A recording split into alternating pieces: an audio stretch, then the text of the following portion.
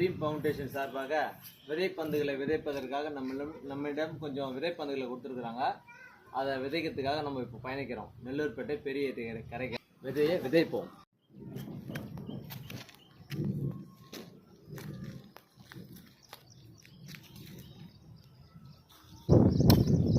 ஒரு விதை கூட வேஸ்ட் ஆகாது.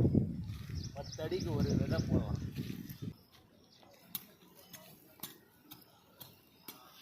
10 அடிக்கு. இப்போ இங்கிருந்து 1 2 3 4 5 6 இங்கே 1 இருக்கும்.